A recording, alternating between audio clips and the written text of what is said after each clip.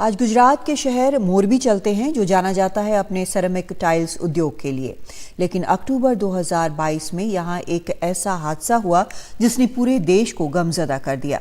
NDTV की चुनावी यात्रा इसी मोरबी शहर पहुंची है। देखते हैं कि यहाँ पर चुनावी जंग किसके बीच है और लोगों की क्या उम्मीदें हैं। पेश है हमारे सहयोगी जितेंद्र दीक्षित की ग्राउंड रिपोर्ट।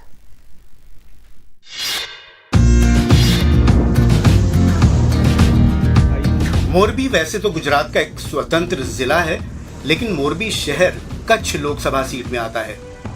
बीजेपी ने यहां से फिर दो बार सांसद रहे विनोद चावड़ा को टिकट दिया है। चावड़ा का मुकाबला कांग्रेस के नीतीश भाई ललन से होगा।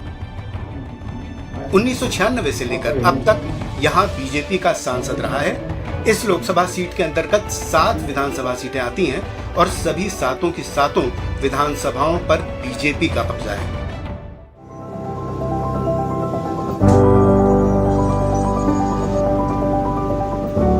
मोरबी अपने सेरेमिक टाइल्स उद्योग के लिए भी मशहूर है। यहाँ बनाई गई टाइल्स दुनिया भर में भेजी जाती हैं। चीन के बाद दुनिया में सबसे ज्यादा सेरेमिक टाइल्स का उत्पादन मोरबी में ही होता है। मोरबी के इर्द गिर्द कई सेरेमिक के कारखाने हैं, तो वहीं शहर में जगह जगह उनके शोरूम हैं। सेरेमिक उद्योग को अगली सरकार से कई उम्मीदें हैं। जहाँ पे भी कोई एडवोकेट की ये ज़रूरत पड़े तो इंडस्ट्रीज़ को गवर्नमेंट की तरफ से उसको प्रोवाइड करना चाहिए, क्योंकि फॉरेन में आज एडवोकेट रखना ये सब छोटी छोटी इंडस्ट्रीज नहीं कर पाते। तो वही हिसाब से हमारा जो एक्सपोर्ट है वो रुकता है कहीं ना कहीं। और कोई मांग आपकी? और हमारी जो मांग है वो गैस की है। गैस में यहाँ पे क्या है, अपना एक सीजीडी है गवर्नमेंट का, कॉरपोरेशन का उसका है, तो उसमें उसकी एक सप्लाई में उसकी खुद की वो रहती है। तो उसको वो लाइन को, गैस लाइन को ओपन किया जाए और हमें कॉम्पिटिटिव रेट में गैस मिले। उसके लिए भी थोड़ा वो जो अपना गैस रेगुलेटरी बोर्ड है उसमें वो लोग कुछ करके हमें ओपन में अगर माल मिलेगा तो गैस सस्ता मिलेगा, तो आगे हम एक्सपोर्ट और डोमेस्टिक में अपना अच्छा तरीके से माल सप्लाई कर पाएंगे। आप क्या चाहते हैं कि जो लोकल ट्रेनों का दायरा है वो राजकोट तक किया जाए? ये राजकोट को सोचना चाहिए। पिछले 23 साल से ये रेलवे लाइन बिछाई हुई है। पहले ये नैरो गेज लाइन थी, मीटर गेज लाइन थी, बाद में इसको कन्वर्ट करके ब्रॉड गेज लाइन कर दिया है। 23 साल हो गए हैं, या 24वां साल शुरू हो गया है, लेकिन राजकोट डिवीज़न की एक भी ट्रेन इधर नहीं चल रही है। राजकोट डिवीज़न इसको क्यों नहीं दे रहे, मोरबी को पता नहीं है साहब। बहुत बार डीआरएम के साहब राजकोट के पास हम लिखित दे के आए हैं, लेकिन उसका कुछ रिस्पॉन्स नहीं मिल रहा है। विधानसभा चुनाव में यहां से फिर एक बार बीजेपी का ही विधायक चुना गया।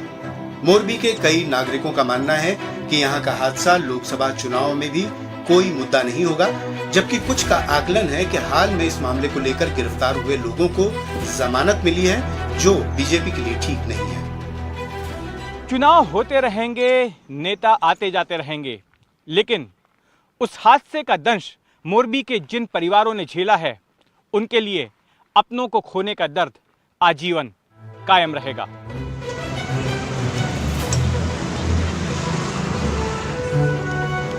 मीरा मोरबी शहर के रंग बिरंगे शरबत की दुकान चलाते हैं, लेकिन उनकी अपनी जिंदगी 30 अक्टूबर 2022 से बेरंग हो गई है।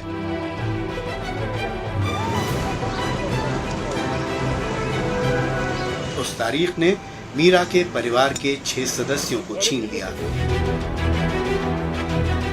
20 दिनों के बाद उनकी बेटी नफीसा की मंगनी होने वाली थी, लेकिन उससे पहले ही झूलते पुल पर हुए हादसे का वो शिकार हो गई।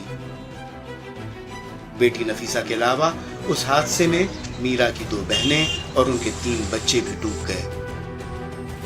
मीरा चाहते हैं कि हादसे के दोषियों को ऐसी सजा मिले कि भविष्य में फिर कोई लोगों की जान से खिलवाड़ करने की हिम्मत न करे। अभी चुनाव का वक्त आया है, सब अलग अलग उम्मीदवार आपके पास वोट मांगने के लिए आएंगे, आप क्या कहेंगे उनसे?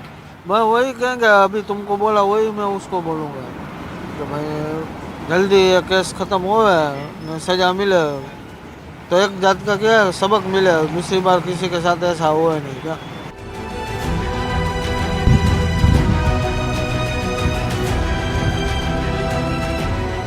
मोरबी का हादसा गुजरात विधानसभा चुनाव के ठीक महीने भर पहले हुआ था।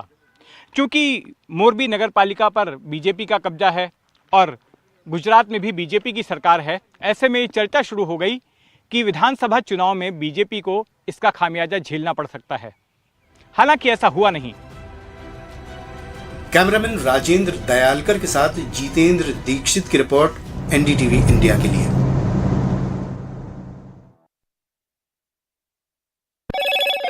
हेलो मोटो।